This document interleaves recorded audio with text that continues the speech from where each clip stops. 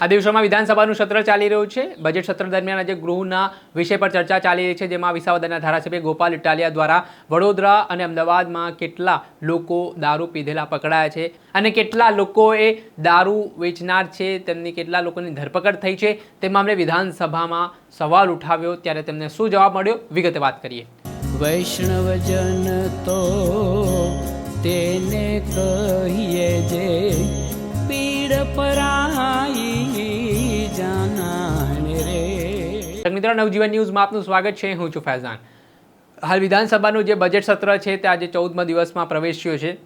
આજે ગૃહ પર ચર્ચા દરમિયાન વિસાવદરના ધારાસભ્ય ગોપાલ ઇટાલિયા દ્વારા દારૂ મુદ્દો ઉઠાવવામાં આવ્યો, જેમાં તેમણે વડોદરા અને અમદાવાદમાં કેટલાક લોકો છેલ્લા 2 વર્ષમાં દારૂ પીધેલી હાલતમાં પકડાયા અને દારૂ વેચનાર કેટલા લોકો છે તેને લઈને સવાલ કર્યા। ત્યારે તેમને ગૃહમાં કંઈક અલગ જવાબ મળ્યો હોય તેવો દાવો તેમના દ્વારા કરવામાં આવ્યો છે, જેમાં સરકારના મંત્રી તેમને ગોળ ગોળ જવાબ આપતા હોય તે પ્રકારનું નિવેદન ગોપાલ ઇટાલિયા આપતા નજરે પડ્યા છે। પહેલાં તો સાંભળો ગોપાલ ઇટાલિયાએ શું ખુલાસો કર્યો।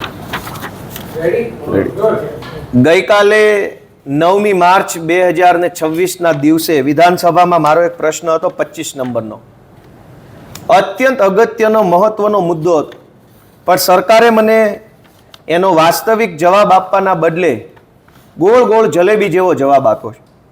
મારો ચોખ્ખો પ્રશ્ન એવો હતો કે વડોદરામાં અને અમદાવાદમાં દારૂ પીધેલી હાલતમાં કેટલા લોકો પોલીસના ચોપડે પકડાયા, કેટલા લોકો ઉપર દારૂ પીવાની એફઆઈઆર થઈ, અને જેટલી એફઆઈઆર દારૂ પીવાની થઈ એની સામે દારૂ વેચવાની કેટલી થઈ।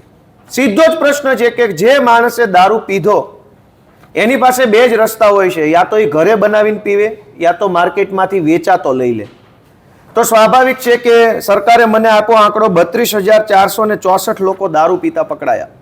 હવે આ 32,464 વ્યક્તિઓએ કોઈ જગ્યાએથી દારૂ વેચાતો લીધો, એ બોટલ ખરીદી કે પોટલી ખરીદી, તો સામે 32,464 વેચનારા કેમ નથી પકડાતા?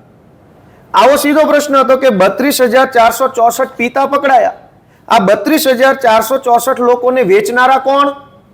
એ કોઈ દિવસ ગુજરાતમાં પકડવામાં નથી આવતા। માત્ર મોટી મોટી ફાર્મ હાઉસોની અંદર જ્યારે હોય ત્યારે કેટલાક લોકો દારૂ પીતા પકડાય, એના રીલ્સ બનાવવામાં આવે છે, એમને બેઇજ્જત કરવામાં આવે છે। વેચનારા ક્યાં છે?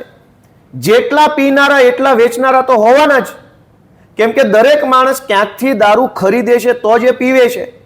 સરકાર ક્યારેય પણ દારૂ વેચનારાની તપાસ કરતી નથી, માત્ર પીતા કોઈ પકડાઈ જાય એને પકડી તમાશો કરી રીલ બનાવી વાહવાહી લૂંટી અને જાણે મોટી અમેરિકાની સરકાર સર કરી લીધી હોય એવા વાયદાઓ, એવી વાતો કરે છે। મારા પ્રશ્નનો વિધાનસભામાં એ જવાબ આપવા તૈયાર નથી કે 32,465 લોકોએ દારૂ ક્યાંથી ખરીદ્યો, ક્યાંથી એને માલ લીધો, કોની પાસેથી લીધો, કેટલા વાગ્યે લીધો, એની તપાસ કરી 34,465 વેચનારા, 34,465 પીનારા, એમ 60,000 લોકો પર એફઆઈઆર થાય તો કાર્યવાહી સાચી ગણાય। આનો અર્થ એવો બતાવે છે કે વેચનારા લોકોના હપ્તાઓ ખૂબ ઊંચે સુધી પહોંચી રહ્યા છે અને પીનારાઓને ફાંસીની સજા થઈ રહી છે। એટલે આ બાબતે સરકારનું અમે ધ્યાન દોરીએ છીએ કે જેટલા લોકો ઉપર કેસ કરો છો કાયદા પ્રમાણે વ્યવસ્થિત કરવા જોઈએ। ઓકે, આપણે સાંભળેલા વિસાવદરના ધારાસભ્ય ગોપાલ ઇટાલિયાને તેઓએ મીડિયા સમક્ષ ખુલાસો કરતા કહ્યું કે જે તેમણે વાત કહી દારૂ મુદ્દે, જે દારૂ વેચનાર હોય કે દારૂ પીનાર હોય તે કેટલા છે તેને લઈને સરકાર દ્વારા આંકડાઓ છે તે યોગ્ય દર્શાવવામાં ના આવ્યા હોય તેવા આક્ષેપો તેમણે કર્યા છે। તેના જ કારણે હવે રાજકારણ ગરમાયું છે। દર્શક મિત્રો, આવા જ અવનવા વિડીયો સાથે આપણે માહિતગાર કરતા રહીશું, એટલે નવજીવન ન્યૂઝ જોતા રહો।